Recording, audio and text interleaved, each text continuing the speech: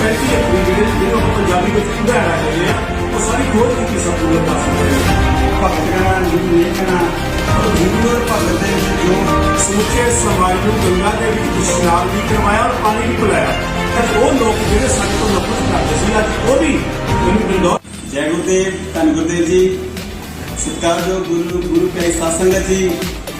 अज साडे नाल कैमरामैन रविदासिया समाज पंजाब तो बहुत ही रिस्पैक्टेड जोगराज जस्सा जी और साहिबे कमाल जगत गुरु सतगुरु रविदास महाराज जी का विश्व भर के जो गुरपुरब आ रहा है दे संबंध में डॉक्टर सतीश सुमन जी जो किसी पहचान के मोहताज नहीं, सतगुरु रविदास महाराज जी की जीवनी संबंधी इन्हों के को कुछ जानकारी प्राप्त करांगे और इन्होंने बेनती है कि आप जी प्लीज अपना परिचय संगतां दे नाल सानू करिए प्लीज। जय गुरुदेव, धन गुरुदेव जी, दास डॉक्टर सतीश सुमन रविदासिया। सो सारी संगत नूं सतगुरु रविदास महाराज के 646 में प्रगट दिवस मैं पहला अपने वालों और समूची मानवता को लख लख बधाई दूंगी। डॉक्टर सतीश सुमन जी पहला प्लीज सानू जी गंगा घाट बारे जो भी जानते हो प्लीज उस संगतां दे सानू विचार अपने प्रगट करिए प्लीज। सो गुरु प्यारी साध संगत आप जी ने सुरेंद्र जी जो सवाल किया कि गंगा घाट के संबंध में सतगुरु रविदास महाराज जी का की संबंध है। गंगा घाट के सानू सदियों तो साडे समाज नूं एक यही समझाया गया कि सतगुरु रविदास महाराज ने गंगा घाट पे जाके पत्थर कराए। सो गुरु प्यारी साध संगत पत्थर तराउण का मतलब, रूह के गोड़े डुबण का मतलब कुछ होर तरीके दे नाल संगतां दे विच साझा किया गया। जबकि यह घटना जिहड़ी आ 20 मार्च 1480 की घटना है। सतगुरु रविदास महाराज जी के समय में साडे समाज नूं बहुत ही विचकारिया जाता सी, छूआछात की जाती सी, जात पात की जाती सी और साडे समाज के परछावे तो भी समाज उस वेले जिहड़े अपने आप नूं देश के हंकारी लोग, मनुवादी लोग जिहड़े आ वो भिटे जाते सी। उस चीज तो छुटकारा कराने लई सतगुरु रविदास महाराज जी ने संघर्ष आरंभ किया और उस संघर्ष का ही एक ये अंग है गंगा घाट का कि सतगुरु रविदास महाराज ने समय के हाकमां नूं उस वेले कहा कि साडे समाज नूं किसी भी तरीके दे कोई भी अधिकार इस देश विच प्राप्त नहीं है। ना सानू पानी पीने का अधिकार, ना सानू सड़कों से चलने का अधिकार, ना सानू काम करने का अधिकार, ना सानू विद्या प्राप्त करने का अधिकार, ना ही किते नौकरी करने का अधिकार।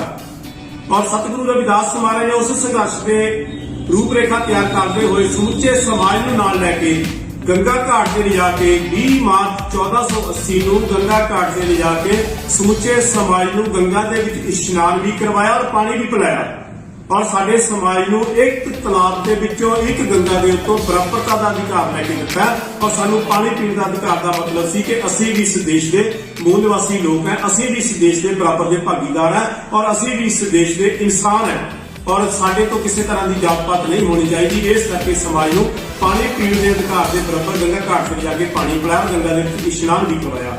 सो एक घटना जी है इस तरीके के नाल है कि सानू बराबरता के अधिकार लैके गंगा घाट से जाके बचे जी। सुमन जी जो 35 अखरी पंजाबी भाषा है इसका सतगुरु रविदास महाराज जी के नाल की संबंध है? सुरेंद्र जी, सतगुरु रविदास महाराज जी जो इस संसार के उत्ते आए और जो छोटी अवस्था के सतगुरु रविदास महाराज जी के सत्कारयोग माता पिता जी ने स्कूल के बाल अवस्था पढ़ने वास्ते भेजा तो उस वेले के पंडित लोगों ने सतगुरु रविदास महाराज जी को पढ़ाने को इनकार कर दिता है कि तुसी शूद्र लोग हो, तुसी संस्कृत भाषा नहीं पढ़ सकते और संस्कृत भाषा जी है साडी पंडितां दी भाषा है, तुसी इसका ज्ञान प्राप्त नहीं कर सकते।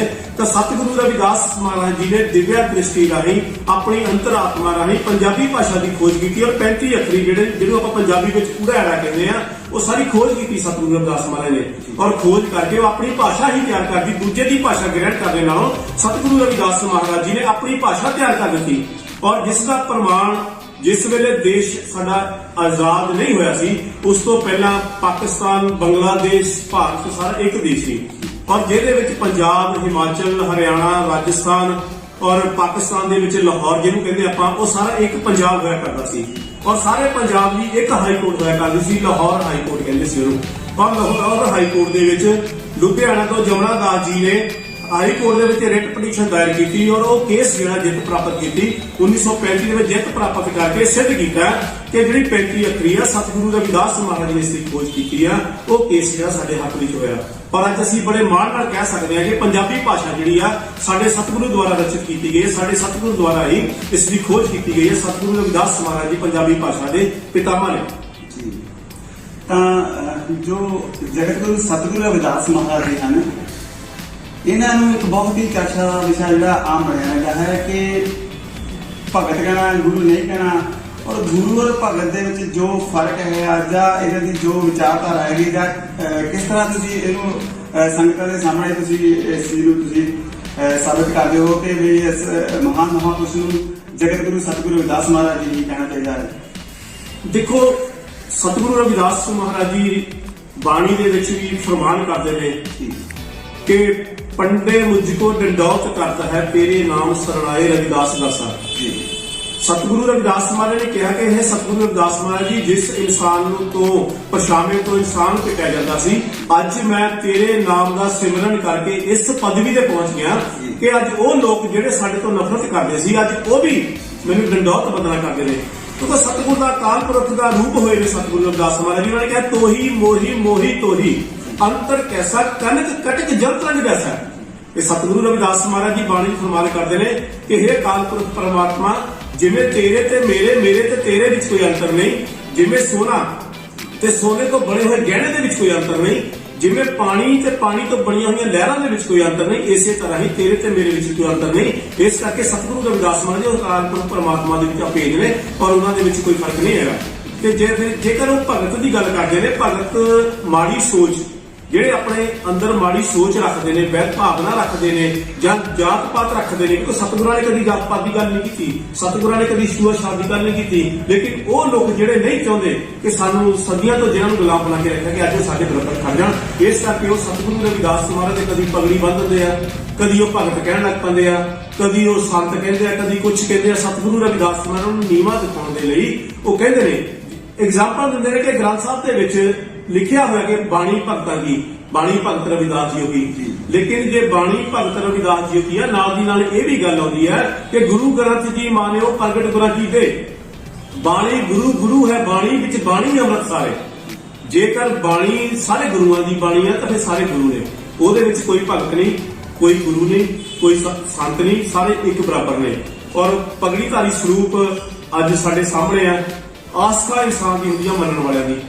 ਜਿਹੜੇ ਸੱਚੇ ਰਵਿਦਾਸੀਆ ਸਮਾਜ ਦੀ ਆਸਥਾ ਹੈ ਉਹ ਬਿਨਾਂ ਪਗੜੀਧਾਰੀ ਤੋਂ ਬਣ ਚੁੱਕੀ ਹੈ। ਇਸ ਕਰਕੇ ਮੈਂ ਉਹਨਾਂ ਲੋਕਾਂ ਨੂੰ ਇਹ ਅਪੀਲ ਕਰਨੀ ਚਾਹੁੰਦਾ, ਬੇਨਤੀ ਵੀ ਕਰਨੀ ਚਾਹੁੰਦਾ ਕਿ ਆਓ ਆਪਾਂ ਮਾਨਵਤਾ ਨੂੰ ਇੱਕ ਮਾਲਾ ਵਿੱਚ ਪਰੋਣ ਦੇ ਲਈ, ਆਪਸ ਵਿੱਚ ਹੀ ਭਾਈਚਾਰਕ ਸਾਂਝ ਕਾਇਮ ਕਰਨ ਦੇ ਲਈ ਆਪਣੇ ਮਨਾਂ ਦੇ ਵਿੱਚੋਂ ਸੌੜੀ ਸੋਚ ਕੱਢ ਦਈਏ ਕਿ ਸਤਿਗੁਰੂ ਰਵਿਦਾਸ ਨੂੰ ਭਗਤ ਕਹਿਣਾ ਜਾਂ ਸਤਿਗੁਰੂ ਰਵਿਦਾਸ ਮਹਾਰਾਜ ਦੇ ਸਿਰ ਦੇ ਉੱਪਰ ਪਗੜੀ ਸਜਾਉਣੀ ਆ, ਇਹ ਚੀਜ਼ਾਂ ਬੰਦ ਕਰ ਲਈਏ। ਕਿਉਂਕਿ ਭਗਤ ਜੇ ਗੱਲ ਭਗਤ ਪਰਮਾਤਮਾ ਦੇ ਹੋ ਸਕਦੇ ਆ, ਸਾਡੇ ਨਹੀਂ ਹੋ ਸਕਦੇ। ਸਾਡੇ ਉਹ ਰਹਿਬਰ ਨੇ, ਸਾਡੇ ਸਤਿਗੁਰੂ ਨੇ। ਭਗਤ ਪਰਮਾਤਮਾ ਦਾ ਹੋ ਸਕਦਾ। ਸੋ ਇਸ ਕਰਕੇ ਸਾਨੂੰ ਭਗਤ ਕਹਿਣ ਤੋਂ ਗੁਰੇਜ਼ ਕਰਨਾ ਚਾਹੀਦਾ ਔਰ ਪਗੜੀਧਾਰੀ ਸਰੂਪ ਬਣਨ ਤੋਂ ਰੋਕਣਾ ਚਾਹੀਦਾ। ਸੋ ਸਾਨੂੰ ਸਾਰਿਆਂ ਨੂੰ ਸਰੂਪ ਜੋ ਹੈ ਬਿਨਾਂ ਪਗੜੀ ਤੋਂ ਸੰਗਤਾਂ ਦੇ ਵਿੱਚ ਲਿਆਉਣੇ ਚਾਹੀਦੇ ਔਰ ਭਗਤ ਕਹਿਣਾ ਬੰਦ ਕਰਕੇ ਸਤਿਗੁਰੂ ਰਵਿਦਾਸ ਮਹਾਰਾਜ ਜੀ ਕਹਿਣਾ ਚਾਹੀਦਾ। ਸੁਮਨ ਜੀ, ਗੁਰਪੁਰਬ ਸੰਬੰਧੀ ਆਪ ਜੀ ਸੰਗਤਾਂ ਦੇ ਨਾਲ ਕੋਈ ਮੈਸੇਜ ਸਾਂਝਾ ਕਰਨਾ ਚਾਹੁੰਦੇ ਹੋ ਤਾਂ ਕਿਵੇਂ? ਗੁਰਪੁਰਬ ਸੰਬੰਧੀ ਮੈਂ ਸਾਰੇ ਸਮਾਜ ਨੂੰ ਬੇਨਤੀ ਕਰਾਂਗਾ ਕਿ ਆਓ ਆਪਾਂ ਰਲ ਕੇ ਸਾਰੇ 646ਵਾਂ ਪ੍ਰਗਟ ਦਿਹਾੜਾ ਸਤਿਗੁਰੂ ਰਵਿਦਾਸ ਮਹਾਰਾਜ ਦਾ ਬਹੁਤ ਹੀ ਜੋਸ਼ੋ ਖਰੋਸ਼ ਦੇ ਨਾਲ ਔਰ ਖੁਸ਼ੀ ਦੇ ਨਾਲ ਮਨਾਈਏ। ਔਰ ਮਨਾਉਣ ਦੇ ਨਾਲ ਹੀ ਸਾਨੂੰ ਇਹ ਨਹੀਂ ਕਿ ਲੰਗਰ ਛਕ ਲੈ, ਕਲਾਕਾਰ ਸੱਦ ਲੈ ਜਾਂ ਅਸੀਂ ਭਾਸ਼ਣ ਦੇ ਲੈ, ਨਹੀਂ। ਸਾਨੂੰ ਗੁਰੂ ਰਵਿਦਾਸ ਮਹਾਰਾਜ ਦੀ ਸਿੱਖਿਆਵਾਂ ਦੇ ਉੱਪਰ ਚੱਲਣਾ ਚਾਹੀਦਾ ਔਰ ਗੁਰੂ ਰਵਿਦਾਸ ਮਹਾਰਾਜ ਜਿਹੜੀਆਂ ਸਿੱਖਿਆਵਾਂ ਸਾਨੂੰ ਬੱਚਿਆਂ ਦੇ ਵਿੱਚ, ਬੱਚਿਆਂ ਨੂੰ ਗੁਰੂ ਰਵਿਦਾਸ ਮਹਾਰਾਜ ਪ੍ਰਤੀ ਬਾਣੀ ਪ੍ਰਤੀ ਸੁਚੇਤ ਕਰਨਾ ਹੋਵੇਗਾ ਔਰ ਬਾਣੀ ਸਾਨੂੰ ਘਰ ਤੱਕ ਪਹੁੰਚਾਉਣੀ ਹੋਵੇਗੀ। ਤਾਂ ਹੀ ਅਸੀਂ ਸਤਿਗੁਰੂ ਰਵਿਦਾਸ ਮਹਾਰਾਜ ਵਧੀਆ ਤਰੀਕੇ ਦੇ ਨਾਲ ਸਤਿਗੁਰੂ ਰਵਿਦਾਸ 646ਵਾਂ ਜਿਹੜਾ ਜਨਮ ਦਿਹਾੜਾ ਮਨਾ ਰਹੇ ਹਾਂ। ਸੋ ਸਾਰੀਆਂ ਸੰਗਤਾਂ ਨੂੰ ਬੇਨਤੀ ਹੈ ਕਿ ਆਓ ਆਪਾਂ ਰਲ ਕੇ ਸਾਰੇ ਕਾਸ਼ੀ ਵਿਲਾਸ ਦੀ ਘਾਟੀ ਦੇ ਉੱਤੇ ਇਕੱਤਰ ਹੋਈਏ 5 ਫਰਵਰੀ ਨੂੰ। ਸਾਰੇ ਬਹੁਤ ਹੀ ਵਧੀਆ ਤਰੀਕੇ ਦੇ ਨਾਲ ਫਿਰ ਸੰਦੇਸ਼ ਲੈ ਕੇ ਜਾਈਏ, ਕਿਉਂਕਿ ਜਿਵੇਂ ਕਿਸੇ ਦਾ ਮੱਕਾ ਹੁੰਦਾ, ਮੁਸਲਮਾਨਾਂ ਦਾ ਮੱਕਾ ਜੋ ਹੈ ਸਾਊਦੀ ਅਰਬ ਦੇ ਵਿੱਚ ਹੈ, ਸਿੱਖ ਧਰਮ ਦਾ ਮੱਕਾ ਹਰਿਮੰਦਰ ਸਾਹਿਬ ਹੈ, ਅੰਮ੍ਰਿਤਸਰ ਦੇ ਵਿੱਚ ਹੈ ਔਰ ਸਾਡਾ ਮੱਕਾ ਕਾਸ਼ੀ ਵਿਲਾਸ ਹੈ। ਜੋ ਸਾਨੂੰ ਹੁਕਮਨਾਮਾ ਕਾਸ਼ੀ ਵਿਲਾਸ ਤੋਂ ਆਉਂਦਾ ਹੈ। ਕਾਸ਼ੀ ਵਿਲਾਸ ਦੀ ਘਾਟੀ ਦੇ ਉੱਤੇ ਹਰ ਦਾ ਨਿਸ਼ਾਨ ਸੁਸ਼ੋਭਿਤ ਹੈ। ਕਾਸ਼ੀ ਵਿਲਾਸ ਦੀ ਘਾਟੀ ਦੇ ਉੱਤੇ ਸੁਸ਼ੋਭਿਤ ਹੈ।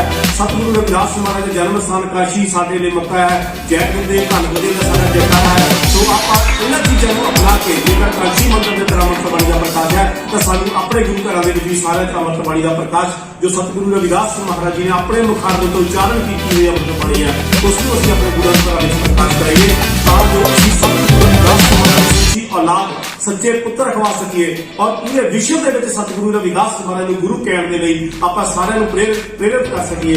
ਇਹੀ ਸਾਡਾ ਸੱਚਾ ਪਿਆਰ, ਸੱਚਾ ਸਨੇਹ, ਸੱਚਾ ਸਤਿਕਾਰ ਸਤਿਗੁਰੂ ਰਵਿਦਾਸ ਮਹਾਰਾਜ ਪ੍ਰਤੀ ਹੈ।